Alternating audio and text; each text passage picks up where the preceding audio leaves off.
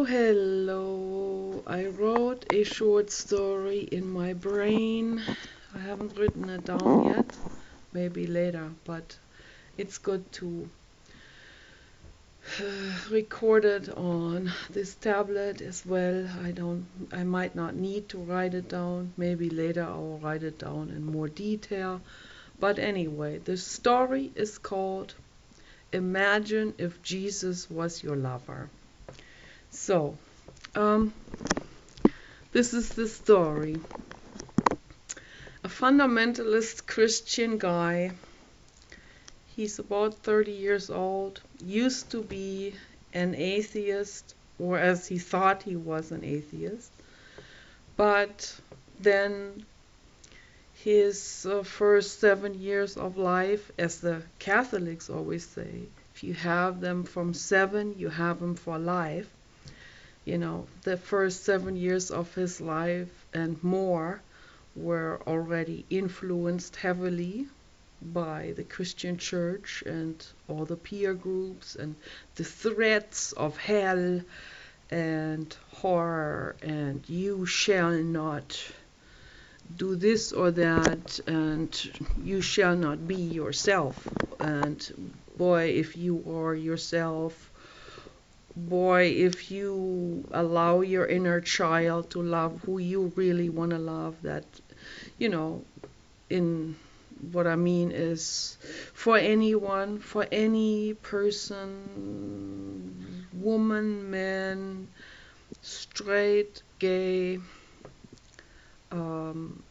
asexual, bisexual, anything, if you want to love a flower, you feel intimate with a flower or a tree or an object. There are people like this too. You know, some people have a doll that they sleep with, feel comfortable with, and feel sexual with, and so some inanimate objects they feel sexual.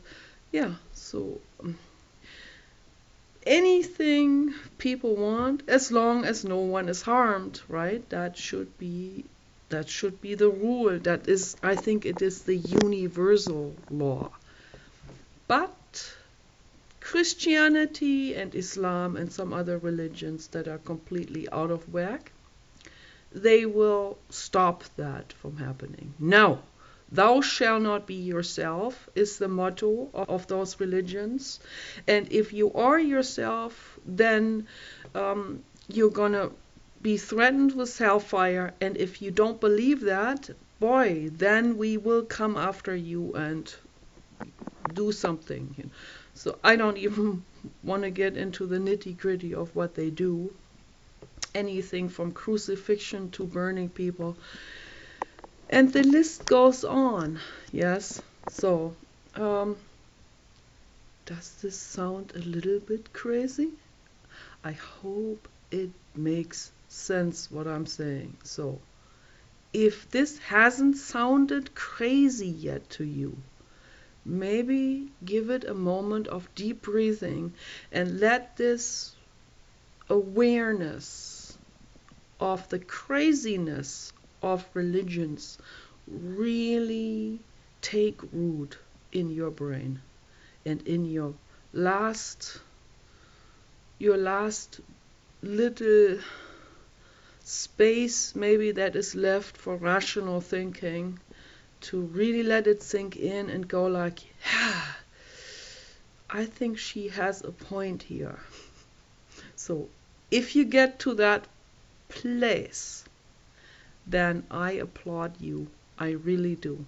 And I send you flowers for that, if you get to that place of understanding. So I sent anyone love already, and this is not to debunk anyone or make someone look bad. I'm not, this is not a bully video. People accuse me of being bullied. But this is to wake people up, to get people thinking, to free you. I want to free you, people. Free yourselves, okay? Free yourselves. Be free. Be free like the atheists. Become an atheist. Being an atheist is a complete brain purification process. Become an atheist. I'm not an atheist, but I am on the other end, on the other spectrum of this whole story. Okay, I have gone through different stages in my life, and I am at the pan-sentient, pan-psychic stage right now. And that is what I believe to be the truth. If anyone knows the truth at all, I certainly don't know. No one knows. No atheist, no religious person, particularly not a religious person. So, but the truth is we are made out of cells. We need love. Every little being, every baby being needs, every squirrel, chipmunk, rat, mouse, everything that breathes, and every being, every rabbit and her husband and elephant and pig and dog, every one of us needs to be breathing and needs love and needs particular nurturing when we are babies, when we're the little newborns, so we need the nurturing on the mother's breast, we need to be held, and so on. Yeah, this message is true love. I recognize it as the truth. Okay, so this because it's the universal truth for sentient beings. Plants need nurturing too. They need water. They, believe it or not, they need love. Okay, they do well on classical music. What does it tell us? That tells us all of our cells, every cell in our bodies. If the brain wasn't dominating this here, we would be called vegetables. That's why the psychiatrists call those people vegetables. But we're still alive. The cells, if we're in a coma, we're like a plant, right? The cells are still alive, and they need love, and they will do well on love. So if you have a very nice, wonderful digital sound recorder and stereo boxes, loudspeaker boxes in a hospital room, and if you have wonderful MP3 recordings of Johann Sebastian Bach, Mozart, and Beethoven, and also the Vipassana meditation by S.N. Cuenca, and the chants by Dr. Omalpe,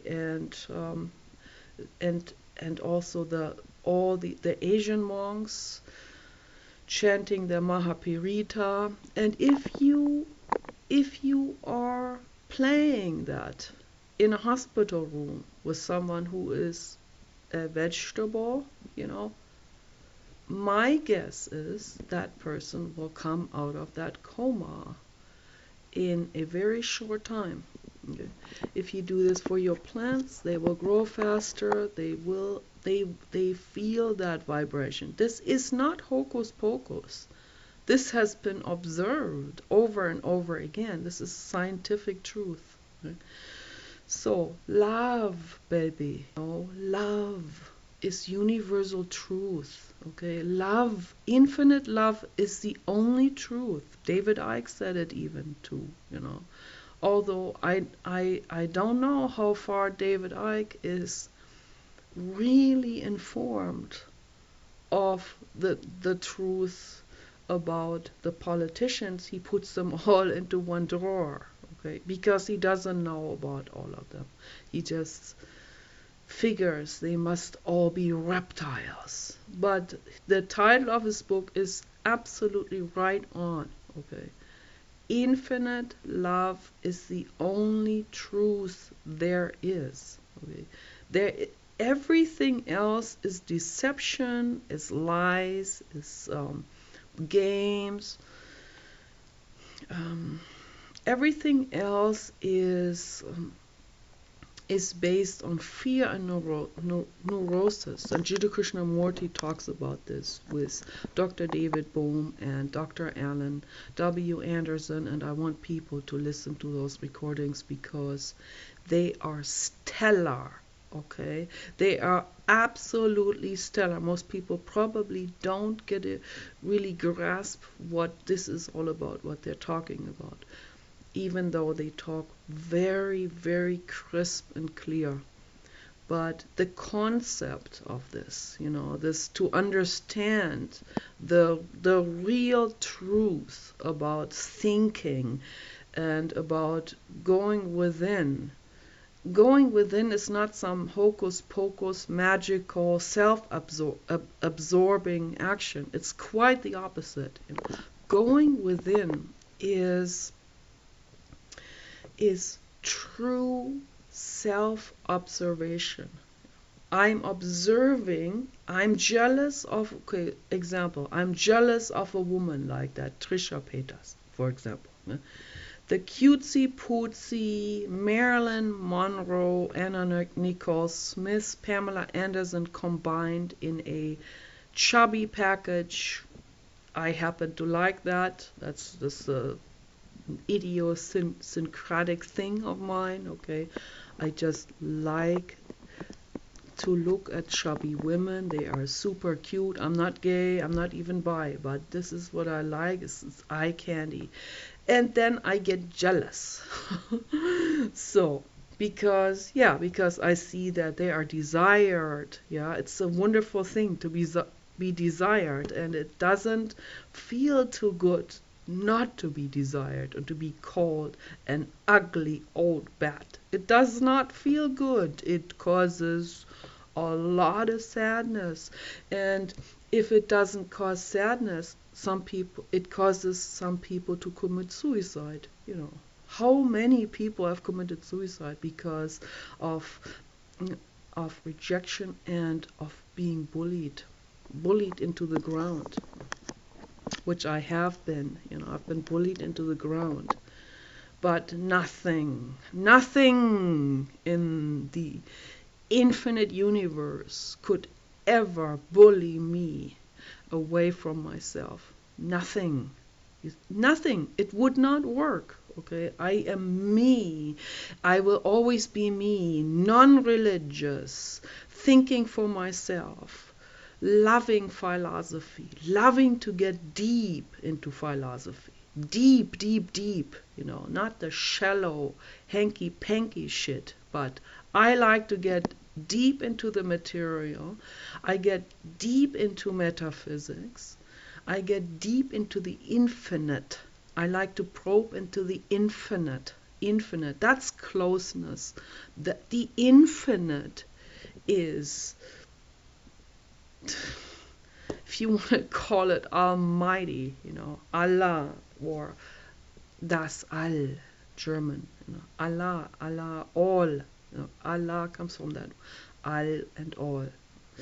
It's the same word, the all, but it's an oxymoron because there is no such thing as the finality. So it's the infinite. I call it the infinite, okay? And that's my blue god, the infinite. It's the infinite. It can take any shape. It's formless. It is existence. Some people call it existence. So, and I like to get into this. I like to feel that. I like to feel it in my body, in my solar plexus. I like to be radiated with the blue rays of my blue God. And we are protected. And if you believe in that, and if you get into this, you can develop that for yourself. It's a form of meditation. It's free from religion. Okay. Some people will say anything is religious. That's like from the purple candle to making your own god. They'll call it religious. But what religion? My own religion then? Make your own religion, okay? So if you want to make your own religion, that's it.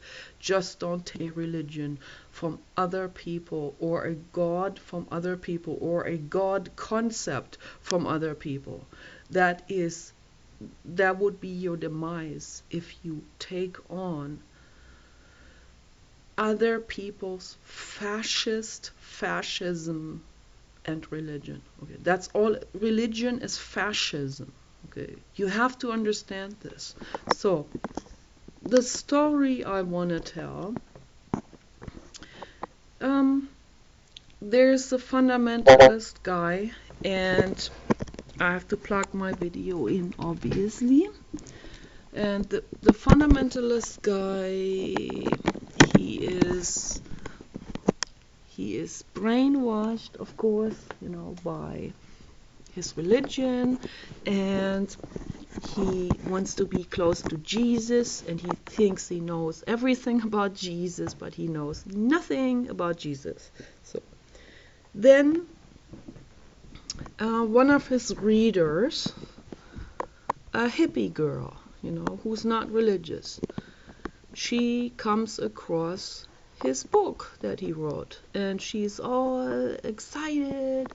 Not a crush or anything. She just thinks he's a real cool guy, and she wants to meet him.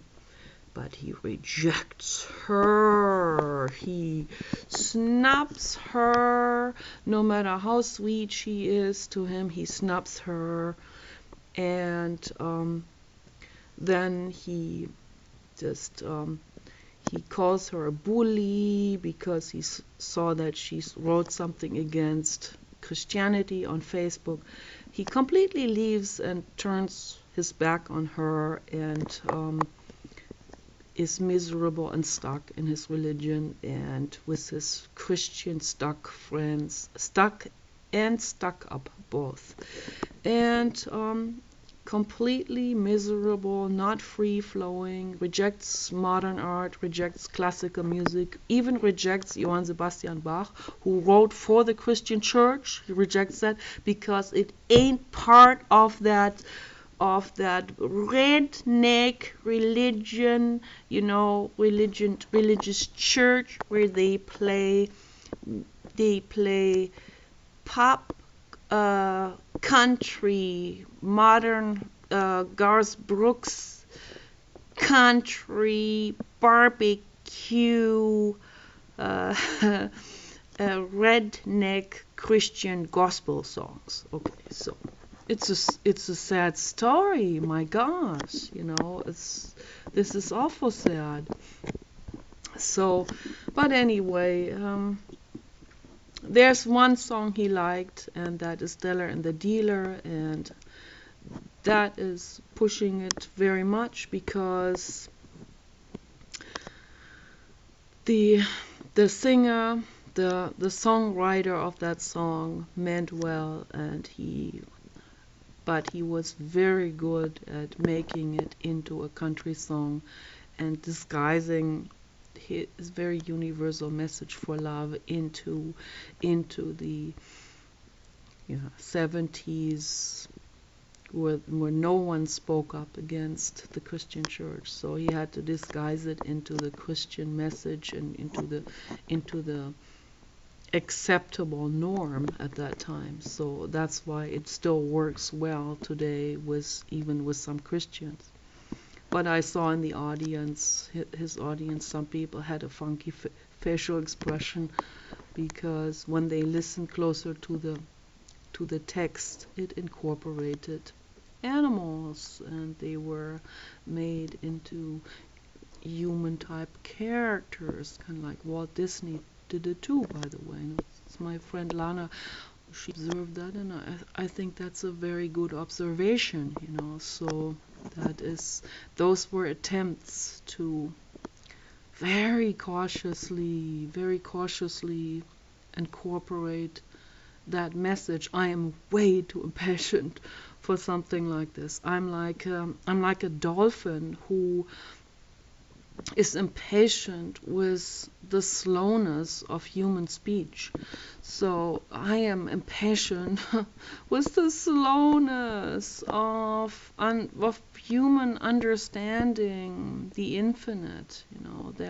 Their poor understanding of the infinite, because they're limiting themselves so much. Jiddu Krishnamurti, he believes that it could just take one instant of understanding and realization. If you want to let yourself get to that point. And I want to believe that he's right. I want to believe that it would take an instant of understanding. So it would be fantastic if that was the case. But anyway, back to my story. The book writer goes away, lives the rest of his life in stuckness, stuck-upness, arrogance, misery, limitation of himself, lying, looking the other way, denying his inner child, and so on. Very sad. And the hippie lady goes on with her life towards more and more and more light, towards more and more love, towards more and more success and understanding, and inner success in particular. That is the foundation of life. It wouldn't matter where you are. One could be on the street begging. If you have your brain together, if you have your love together, if you got all of that going, if you are open, if you are flowing, if you can allow that jealousy to flow through you like juice, and not be stuck about it, and not be stuck up, and not be arrogant, and not be in resistance. That's the key word here.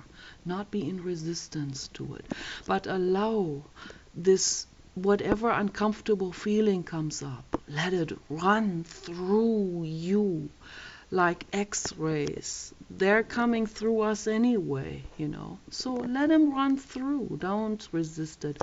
The moment you resist it, it will be stuck and it will be festering. Okay, it will cause problems. Let it run through. Let the tears flow. And if it takes hours and hours of crying, which I do, at night, during the day, at the most of the weirdest times and most uncomfortable moments, it could be at the dentist office. Let the tears flow. If someone says, "What is it? Oh, should I call the ambulance?" You say, "No, thank you, it's nice, it's meant well, but I'm just crying. I'm cool. So let me cry, and then we can," and I don't need tranquilizer. I just want to cry, okay, cry. And then I'll be all set for the dental treatment. Yeah, that's what we need to do. Let yourself cry, even if other people have a problem with that. So it will be better if you were somewhere by yourself to avoid complications. But because the other people aren't ready for it. Okay, if they were, they would allow you to cry. Maybe they would hold your hand while you're crying and say nothing. And that's what I do with people. When I see someone sob, or when someone is kind of like stuck in between sobbing, if they're fluently crying, then they know what they're doing. But if they kind of stuck in between, I hold their hand, or I put my hand on their shoulder, and I am there. I meet them on the soul level. When you meet someone on the soul level, you don't need to say anything. You're just there. You transmit from your soul to that soul the message that says, "I'm here for you." That's all. That's all that's necessary. And the other person will feel safe, and from that safety will allow the tears and will allow the flow of it. And that's a wonderful, wonderful thing. And that's what I'm doing. And so in the story, the hippie lady, in the end, it's not me, I'm just making this up. So it's just that I identify myself with that, or identify the character with myself, but it's not me. I'm just saying, let's say this hippie lady, in the very end, of her life, she goes through past life regressions and she encounters her life as Jesus. So she sees all of the sudden, oh my gosh, I was Jesus. Yeah, 2,000 plus years ago. I was Jesus. My gosh. And everything they taught about Jesus is wrong. And she understands all of this.